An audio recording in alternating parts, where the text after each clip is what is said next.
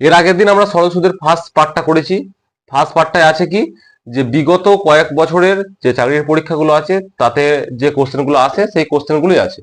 আর second পার্টটা করছি কি, সেকেন্ড পার্টটা কিছু কয়েকটা পার্ট অঙ্ক বাকি ছিল, সেটা সেকেন্ড পার্টে করে দিচ্ছি। এই পার্টে কি আছে, এই পার্টে আছে ওই ডব্লিউবিপি, তারপর ডব্লিউবি কনস্টেবল, কলকাতা পুলিশ, আবগারি, ফুড এসআই, এই এই সকল পরীক্ষাগুলোই যেগুলো প্রশ্ন প্রত্যেক বছরই প্রায় আসে বা ভবিষ্যতেও আসবে, সেই সকল প্রশ্ন নিয়ে আমাদের সেকেন্ড পার্টে সেই সকল কোশ্চেনগুলি আছে। এবার চলো সেকেন্ড পার্টটা শুরু করা যাক।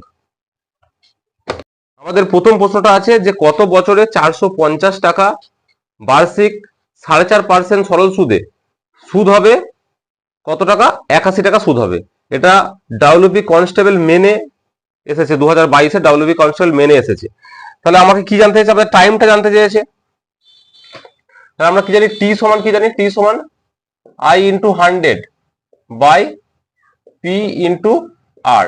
তাহলে আই সমান কত, ইন্টারেস্ট সমান 81 টাকা সুদ ইন্টু 100, আর পি কত, মূলধনটা কত বলেছে 450 টাকা মূলধন বলেছে, ইন্টু সুদের হার কত, সুদের হার বলেছে 4.5%। এটা হলো প্রথম আমাদের কাজ কি, ওপরে একটা গুণ চিহ্ন দেওয়া, এর এক ঘর এই দশমিকটা তোলা। দশমিক তোলার নিয়ম হচ্ছে, দশমিকটার জন্য উপরে একটা এক বসলো, আর দশমিকের পর কটা সংখ্যা আছে, দশমিকের পর একটা সংখ্যা আছে, তাই একটা শূন্য বসে গেল। হলো, এবার কাটাকুটি করব, এই শূন্য আর এই শূন্য কেটে গেল, 9 দিয়ে কাটছি, 9 9 81, এখানে যদি 9 দিয়ে কাটি 5 9 45, এই 45টাকে আবার 9 দিয়ে কাটবো, 5 9 45, আর এটাকে কত কাটবো, 9 কে 9। তাহলে আমার নিচে কত থাকছে, 5 5 25 থাকছে, এই 5 আর 5 25, আর উপরে 25 দিয়ে ভাগ করলে 4 25 100। তাহলে এটা আমাদের কি হলো, 4 বছর। অপশনটা হয়ে গেল 4 বছর। অপশন কি আছে, অপশন সি আছে, অপশন সি হয়ে গেল রাইট উত্তর, 4 বছর।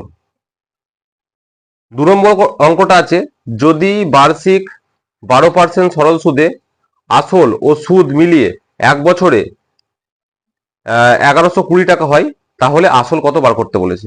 এটা ডাব্লিউপি কনস্টেবল 2011 এসেছিল। কি আমরা কি লিখতে বলেছে, আসল আর সুদ মিলিয়ে, মানে পি আই আর পি এই দুটো মিলিয়ে কত হবে বলেছে, 1120 টাকা হবে বলেছে। তাহলে আই সমান আমরা কি পাচ্ছি, আই সমান পাচ্ছি পি মাইনাস, সরি পি না, এত মাইনাস পি, এটা পাচ্ছি। এবার আমি কি বার করবো, এবার এইটা সমানই আমরা কি লিখতে পারি, এটা সমানই তো আই সমানই তো পি আর টি বাই 100, বা এখানে লিখতে পারি কি, এটা এটার সঙ্গে তাহলে এবার এটা গুণ হয়ে যাবে, এটার সঙ্গে এটা গুণ হয়ে গেলে কত হবে, 3টে শূন্য হবে, মাইনাস 100 পি হলো। আর এখানে কি, এখানে বলেছে কত, পি এর পিটা তো আমি লিখে দিচ্ছি, পি ইন্টু আর এর মান কত 12%, ইন্টু টাইমটা কত বলেছে 1 বছরের জন্য।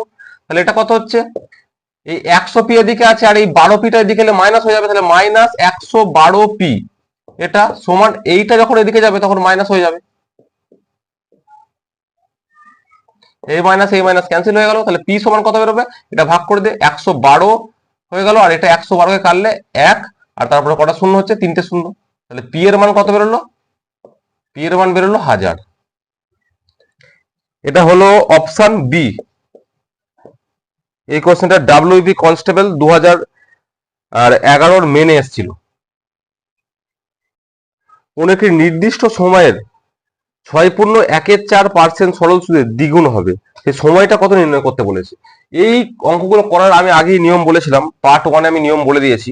পার্ট 1-এর নিয়ম কি, টি সমান লিখলাম, কত গুণ হবে বলেছে, দ্বিগুণ হবে বলেছে, তার থেকে 1 কম মানে 1, তার পেছনে দুখানা শূন্য, বাই যে ডেটাটা দেওয়া থাকবে। এখানে কি ডেটা দিয়েছে, সুদের হারটা দিয়েছে, তাহলে সুদের হার কত আছে, এইটা আছে, এটা এবার কাটাকুটি করে যা আসবে,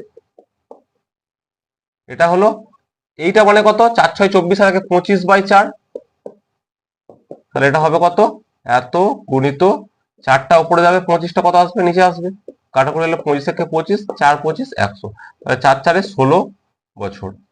এটা হলো অপশন এ হলো সঠিক উত্তর। 4 নম্বর অঙ্কটা আমাদের কি আছে, 4 নম্বর অঙ্কটা আছে, যদি 4% সরল সুদে একটি নির্দিষ্ট সময়ে আসল ও সুদের অনুপাত 5:2 হয়, তাহলে আসল কত টাকা, আসল কত বছরের জন্য বিনিয়োগ ছিল। আমাদের টিটা বার করতে বলেছে, টি সমান কত বার করতে বলেছে, কি বলেছে, আসল আর কি বলেছে, সুদের অনুপাত কত বলেছে, 5:2 বলেছে। তাহলে আমরা টি সমান কি জানি, টি সমান আমরা জানি আই ইন্টু 100, মানে interest into 100 by P into R. তাহলে ইন্টারেস্টটা কত?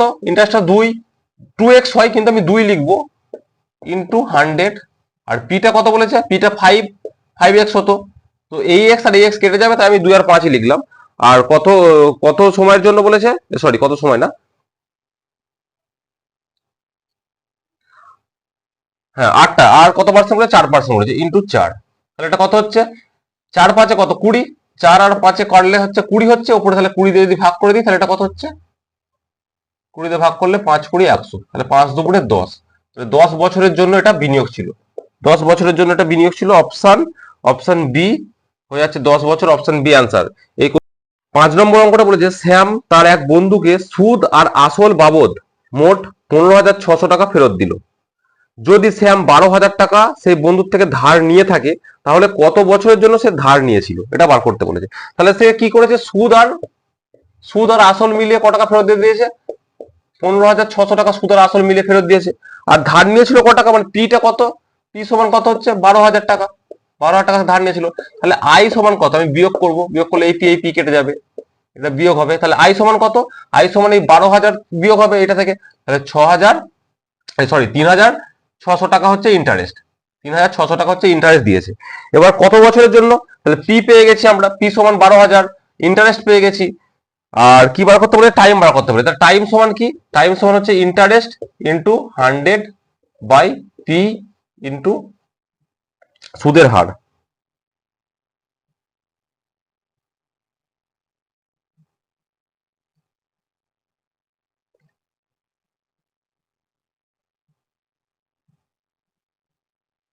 হ্যাঁ, পি ইন্টু সুদের হার। তাহলে এটা কত হলো?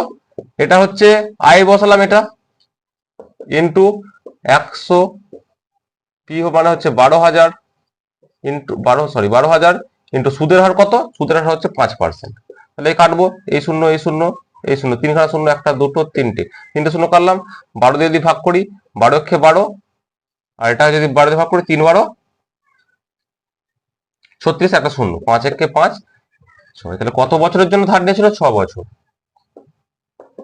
এটা অপশন এ হয়ে গেল সঠিক উত্তর, 6 বছর।